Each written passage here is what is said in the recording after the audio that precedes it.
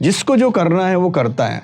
अब जैसे जो है मैंने 2018 में जो है दीक्षा भूमि के विकास के लिए पिटीशन किया, मुझे लगा कि कोई करे या नहीं करे।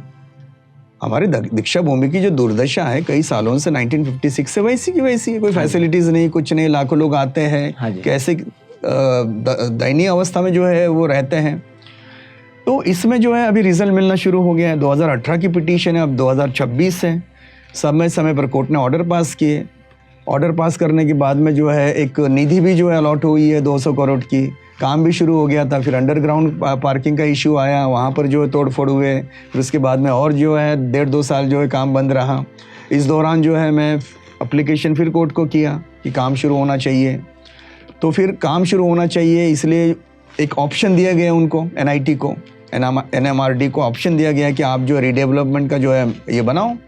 विगत 30 सालों से भी अधिक, चाहे वो दीक्षा भूमि का मुद्दा हो या फिर बोध गया महाविहार का मुद्दा हो या फिर भारत की प्राचीन भाषा है पाली, उसकी मान्यता प्राप्त की लड़ाई हो, या फिर जो हम देखते हैं कि चाहे वो सोशलिस्ट हो या फिर थिंकर हो या फिलोसोफर हो, इसकी एक लीगल फाइट जो जीते हैं वो शख्स आज हम आपको उनसे रूबरू करवा रहे हैं। एडवोकेट शैलेश नारनवरे सर, जो सुप्रीम कोर्ट, हाई कोर्ट में कंटिन्यू अपने प्रैक्टिसिंग में तो रहते हैं, लेकिन सोशल मुद्दे जो रहते हैं उसे निःशुल्क और समाज से जुड़े मुद्दे भी वो उठाते हैं। सर आपका स्वागत है। धन्यवाद। हम देखते हैं कि सर पार्लियामेंट्री गवर्नमेंट में हम देखते हैं पिछले 5-6 सालों में या फिर हाल ही की इसी महीने की हम बात करते हैं 15 से 20 दिनों में 5-5 मिनट पे एक बिल पास हो रहा है नॉन डिस्कशन में, 6-6 मिनट में एक बिल पास होते जा रहा है। और हम देखते हैं कि एक बहुत बड़ा बिल था जो FCRA यानी फॉरेन कंट्रीब्यूशन रेगुलेटरी एक्ट जो है, जिससे बोध गया भी अफेक्ट होता है, जो फॉरेन फंडिंग की बात करता है, वो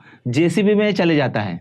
जब अमेरिका से प्रेशर आता है, कुछ डिस्कशन होता है कि ये एंटी क्रिश्चियन है, एंटी बुद्धिस्ट है, कि जो डिवोटीज मदद करना चाह रहे हैं, एंटी NGOs है, तो आपको नहीं लगता कहीं ना कहीं अभी अकाउंटेबिलिटी की बात आ गई ईच एंड एवरी? जी हाँ, अकाउंटेबिलिटी है। और मुझे देखिए, मुझे याद आ रहा है बाबा साहब का स्टेटमेंट कि बाबा साहब ने ये बोला कि कॉन्स्टिट्यूशन चलाने वाले अगर उनके माइंड में ज़रा सा भी बायसनेस है तो वो अपने ही कम्युनिटी का, अपने ही लोगों का, अपने ही रिलीजन का हित करेंगे और संविधान को पूरी तरह से इम्प्लीमेंट नहीं करेंगे। या फिर संविधान में जो भी लिखा हो उसको वो निगलेक्ट करेंगे और अपना ही कॉन्स्टिट्यूशन बनाएंगे। अपने पावर्स जो है वो, अपनी जो अथॉरिटी है वो मिसयूज भी कर सकते हैं। तो ये एक प्रकार से जो पार्लियामेंट में जो मेजॉरिटी है, तो वो मेजॉरिटी के कारण जो है ऐसे आर्बिट्ररी डिसीजंस होते हैं, रेजोल्यूशन पास होते हैं, क्योंकि माइनॉरिटी में जो है अभी वो अपोजिशन में वो ताकत ही नहीं रही। हाँ जी, कि उसको जो है अपोज करके जो है उसको ये रोका जाए। वो माफी मांगने की बात कर रहे हैं और वो बिल धड़ाधड़ 5-5 मिनट में पास होते जा रहे हैं, क्योंकि ये सब जो है प्री डिसाइडेड है। और जिस प्रकार की गवर्नमेंट होती है, हाँ जी, तो वो अपने इंटरेस्ट देखते हैं। हाँ जी, वो अपने पर्सनल और अपने कम्युनिटी के, अपने रिलीजन के इंटरेस्ट देखते हैं। और जो माइनॉरिटी इंटरेस्ट है या दूसरे रिलीजन के इंटरेस्ट हैं या जो दूसरे कम्युनिटी के या वीकर सेक्शन के या बैकवर्ड क्लास सेक्शन के जो इंटरेस्ट हैं या रिलीजियस इंटरेस्ट है, उसको जो है इग्नोर कर देते हैं, मद्देनजर में नहीं रखते। तो इसका मतलब ही ये होता है कि संविधान के अनुसार ये सब नहीं हो रहा है, संविधान पर अटैक ही हो रहा है। अब पार्लियामेंट को जो पावर्स है, किसी को भी अगर पावर्स है, तो ये क्या क्राइटेरिया है कि वो पावर्स जो है वो सही मायने में फेयरली यूज कर रहे हैं?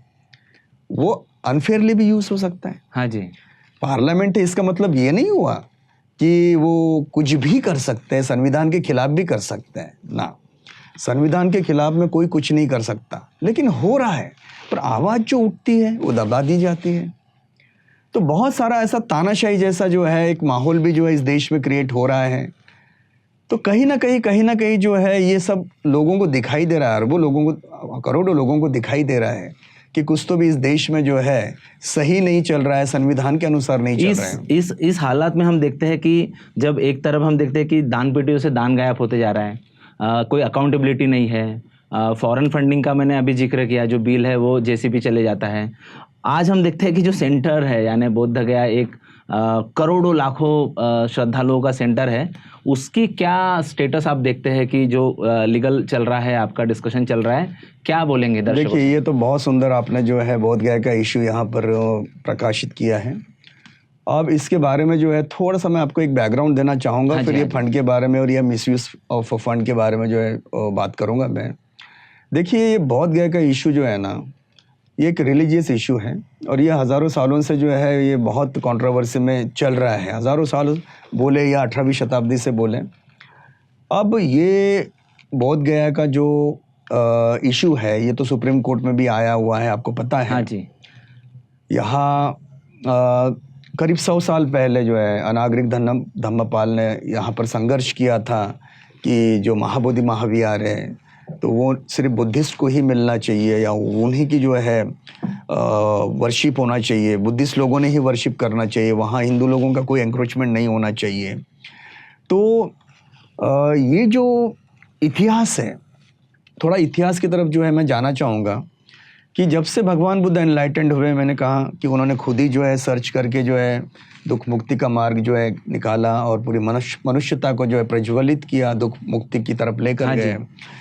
तो सेंचुरीज टू सेंचुरीज जो है ये जो महाबोधि महाविहार है जो सम्राट अशोक ने स्थापित किया, तो वो आज भी जो है वहाँ पर वो अस्तित्व में है और लगभग जो है 18वीं शताब्दी तक वहाँ पर सिर्फ बुद्धिस्ट वर्शिप ही होती गई है।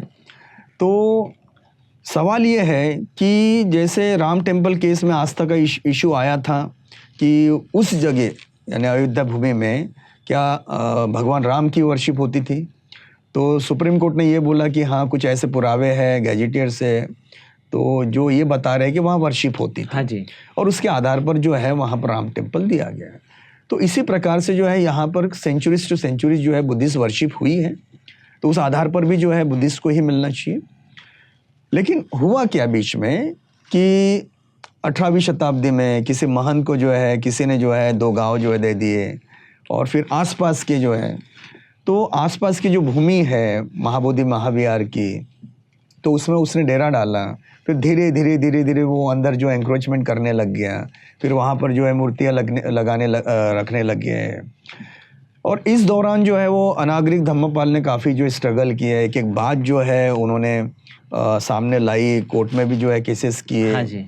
बहुत बड़े जो है इश्यूज हुए हैं ये, तो तब से कंट्रोवर्सी चल रही है।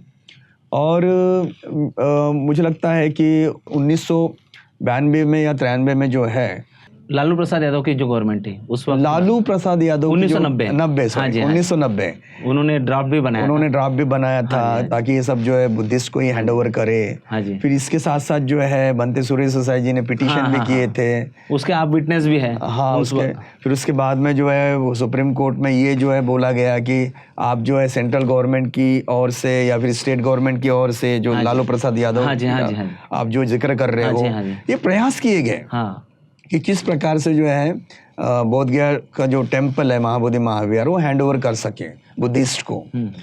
तो आखिर में जो है वो कुछ हो नहीं पाया।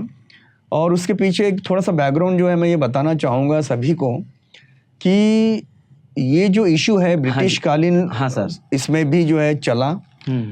1925 में डॉक्टर राजेंद्र प्रसाद की भी जो है रिपोर्ट सबमिट हुई। हाँ, गांधी जी की भी जो है इसी विषय पर। हाँ, तो वो डॉक्टर राजेंद्र प्रसाद के सामने कभी भी जो है महंत गया नहीं एविडेंस देने कि वहाँ पर हमारा हिंदू का कुछ तो भी है करके, तो उसमें वो फेल हो गया। हाँ जी। गांधी जी से भी रिक्वेस्ट की गई, गांधी जी ने जो एक स्टेटमेंट किया कि पहले भारत को स्वतंत्र होने दो, फिर ये प्रॉब्लम हम सॉल्व कर देंगे बोध गया, श्योरिटी दिया उन्होंने। हाँ, पर उसमें जो है और एक बात है, 1935 में ब्रिटिश गवर्नमेंट ने एक बहुत सुंदर जो है एक बिल जो है बनाया था और उसका नाम था महाबोधि महाविहार टेम्पल एक्ट 1935। ओके, यानी 49 के पहले, बीटीएमसी के पहले। ये बहुत इंटरेस्टिंग है। अच्छा, ये इस पे ध्यान नहीं है। ये बहुत इंटरेस्टिंग है और किस प्रकार से जो है सामने मैनिपुलेशन हुआ मैं आपको बताना चाह रहा हूँ। और सभी को जो है पता होना चाहिए, हाँ जी, कि वहां पर जो है यानी ब्रिटिश लोगों ने भी जो है ये कहा है, यानी 35-49 के बीच की बात कर रहे हैं। हाँ, 1935 से 1949। जी हाँ, यहाँ पर जो है कि ये बुद्धिस्ट टेम्पल ही है और इन्हीं को हैंड ओवर होना चाहिए। तो वो एक्ट में जो रीज़न और जो ऑब्जेक्ट थे वो यही थे कि the very purpose and the reason and the object is to hand over this Mahabodhi Mahavihara to the Buddhist only exclusively. Okay. और वहाँ पर जो कमिटी में 9 बुद्धिस्ट रहेंगे और एक ही महंत रहेगा। ओके। इस तरह से पूरा बुद्धिस्ट को हैंडओवर करने के लिए वो एक्ट बनाया गया। अच्छा। 1935 में, यानी वो इंटेंशन एकदम क्लियर था। उसके पहले भी जो अनागरिक धम्मपाल ने जो केसेस की थी, क्रिमिनल केसेस की थी, मैजिस्ट्रेट ने ऑब्जर्वेशन भी दिया है वहाँ, उसका जजमेंट भी है। उसका जजमेंट भी है। मैजिस्ट्रेट ने ऑब्जर्वेशन क्लियर दिया है कि ये बुद्धिस्ट टेम्पल है और यहाँ पर किसी भी तरह से जो है हिंदू का कोई अस्तित्व नहीं है, कोई एंक्रोचमेंट नहीं है। एंक्रोचमेंट अभी किया गया, ये भी उन्होंने लिखा, पहले नहीं था, इन्होंने अभी एंक्रोचमेंट किया। हाई कोर्ट ने भी ये ऑब्जर्वेशन दिया है कि ये बुद्धिस्ट टेम्पल है। जब बुद्धिस्ट टेम्पल है तो वो एक्सक्लूसिवली बुद्धिस्ट के लिए ही होना चाहिए। एक सबरीमाला वाला भी हम देखते हैं कि जो बेंचेस का आप बार बार जिक्र करते हैं। जी हाँ, सबरीमाला का जो केस है वो 9 जजेस बेंच का है। और सबरीमाला में भी जो है आर्टिकल 25 और 26 का इशू जो है इन्वॉल्व है, अंडर कंसिडरेशन है। और आर्टिकल 25, 26 तो क्लियर कट जो है, जो fundamental freedom to religion, practice, profess, propagate, जो भी जिस धर्म का है वो जो है वो अपना वहाँ पर ये कर सकता है, प्रैक्टिस कर सकता है। तो हमारे भी बोध गया कि केस में जो है ये आर्टिकल 25, 26 जो है सेम इन्वॉल्व है। तो इसीलिए जो उस दिन जो अभी जो 11 अगस्त को जो एक हमारे केस जो है लगी थी सुप्रीम कोर्ट में, तो माननीय चीफ जस्टिस साहब को जो है एटम नंबर 26, एटम नंबर 26, हाँ जी हाँ जी, तो माननीय चीफ जस्टिस साहब को जो है यही बताया गया है कि हमारे केस में और सबरीमाला के केस में ये इशू आइडेंटिकल इन्वॉल्व है, आर्टिकल 25, 26 का। हाँ जी। तो वो जजमेंट होने के पश्चात जो है इस केस को आप रखिए, और जो भी जो है डिफेक्ट्स है, ऑब्जेक्शंस है, इस बीच में किसी को रिप्लाई फाइल करना है, किसी को एफिडेविट फाइल करना है, काउंटर एफिडेविट फाइल करना है, रिटर्न सबमिशन फाइल करना है, इसको कहते हैं कि प्लीडिंग्स। तो ऑल प्लीडिंग्स भी कंप्लीटेड। तो ऐसे मैंने रिक्वेस्ट किया कि सारे प्लीडिंग जो है फाइनल हियरिंग के पहले कंप्लीट हो जाना चाहिए और ये जजमेंट के बाद में जो है ये हमारा केस लगना चाहिए। हाँ जी। तो कोर्ट ने वो एक्सेप्ट किया, वैसा ऑर्डर भी पास किया। तो 6 अक्टूबर को वो केस लगी हुई है फाइनल हियरिंग के लिए, और उसके पहले सारे प्लीडिंग्स कंप्लीट हो जाएंगे। और उसके पहले जो है हमारी अपेक्षा है, और ऑनरेबल चीफ जस्टिस साहब ने जो है ना इसी दृष्टिकोण से जो है 6 अक्टूबर की तारीख दी कि वो सितंबर तक जो है शायद वो जजमेंट डिलीवर करेंगे सबरीमाला का। ऐसा आपको लगता है? अब ऐसा आपको उम्मीद है? इसीलिए जो है, हाँ जी, इंटेंशन यही है कि ये 6 अक्टूबर को जो केस रखी गई है, जब हमने कहा है ना कि ये सबरीमाला का जो जजमेंट है इसके बाद में ये केस का जो है डिसीजन होना चाहिए, तो वो जजमेंट में बहुत सारे जो पॉइंट्स एकदम क्लियर हो जाएंगे। हाँ जी। तो वो 9 जजेस का बेंच रहेगा। हाँ, अभी 3 का है। और ये 3 का है, तो वो 9 जजेस का बेंच का जजमेंट, इसको कॉपी यानी अगर आर्टिकल 25 और 26 के फेवर में है तो हमारे फेवर में है। यस यस, तो उसका फायदा हमको डायरेक्ट होगा। हाँ जी। तो हम किसी भी तरह के रिस्क न लेते हुए वो जजमेंट का सहारा लेंगे, आधार लेंगे। हाँ जी, क्योंकि केस तो जीतना है ना। हाँ जी। ये इतने सालों से जो चल रही है लड़ाई, जो कंट्रोवर्सी चल रही है, तो कहीं ना कहीं परमानेंटली इसको जो है रिजॉल्व करना हम बहुत अपने जरूरी है। चर्चा के अंतिम पड़ाव पे है सर। हम देखते हैं कि आपने सब संगठनों की बात की, उन्होंने कौन सा डायरेक्शन इख्तियार करना चाहिए उस पर बात की। चाहे दीक्षा मूवी का मुद्दा हो, उसमें माता कचेरी की जगह लग के है, कॉटन रिसर्च की जगह लग के है। तो क्या अंतिम शब्दों में आप अभी वर्तमान का स्टेटस बता पाएंगे दर्शकों को? ज़रूर, ये भी सवाल बहुत ही जो है अच्छा है। और मैं तो चाहता ही हूँ कि हमारे जो भी ऑर्गेनाइजेशंस है, जो भी संगठनाएं हैं, जो भी पॉलिटिशियंस है, हमारे जो भी जो है बड़े बड़े इंटेलेक्चुअल्स है, उन सब ने जो है हमारे जो बर्निंग प्रॉब्लम्स है, चाहे वो सोशल हो चाहे वो रिलीजियस हो, उन सब की लिस्ट बनाना चाहिए कि ये कौन से बर्निंग प्रॉब्लम्स हम फेस कर रहे हो, उसका सोल्यूशन क्या है। लिस्ट के साथ सोल्यूशन, लिस्ट के साथ में जो है सोल्यूशन। अगर डिस्कशन करना है तो स्पीचेस के लिए नहीं। हाँ जी, आपको जो है कोई प्रोपोगंडा नहीं करना है, आपको सिर्फ ये जो है कि ये हमारे प्रॉब्लम्स है, जैसे डॉक्टर के पास जाते हैं, ये प्रॉब्लम है, ये बीमारी है, इसका सोल्यूशन ये है। हाँ जी। तो इस प्रकार से जो हमारे ये प्रॉब्लम्स है, इसका सोल्यूशन ये है और इसके लिए काम करना है। हाँ जी। तो ऐसा जो है टू द पॉइंट अगर जाएंगे तो उसके सोल्यूशंस निकलेंगे। बहुत ज़्यादा जो है बात करने से भी कुछ होता नहीं है, बहुत ज़्यादा जो स्पीचेस करने से भी कुछ नहीं होता है। और बहुत ज़्यादा जो है इधर उधर के जो प्रोग्राम्स करने से भी कुछ नहीं होता है। जिसको जो करना है वो करता है। अब जैसे जो है मैंने 2018 में जो है दीक्षा भूमि के विकास के लिए पिटीशन किया। मुझे लगा कि कोई करे या नहीं करे। हमारे दीक्षा भूमि की जो दुर्दशा है कई सालों से 1956 से वैसी की वैसी है। कोई फैसिलिटीज़ नहीं, कुछ नहीं, लाखों लोग आते हैं, कैसे दयनीय अवस्था में जो है वो रहते हैं। तो इसमें जो है अभी रिजल्ट मिलना शुरू हो गया है। 2018 की पिटीशन है, अब 2026 है। समय समय पर कोर्ट ने ऑर्डर पास किए। ऑर्डर पास करने के बाद में जो है एक निधि भी जो है अलॉट हुई है 200 करोड़ की। काम भी शुरू हो गया था। फिर अंडरग्राउंड पार्किंग का इशू आया, वहाँ पर जो है तोड़ फोड़ हुए। फिर उसके बाद में और जो है 1.5-2 साल जो है काम बंद रहा। इस दौरान जो है मैं एप्लीकेशन फिर कोर्ट को किया कि काम शुरू होना चाहिए। तो फिर काम शुरू होना चाहिए इसलिए एक ऑप्शन दिया गया उनको, NIT को, NMRD को ऑप्शन दिया गया कि आप जो रीडेवलपमेंट का जो है ये बनाओ। हाँ जी। और उसमें ऑप्शन नंबर 3 जो है वो सिलेक्ट हो गया।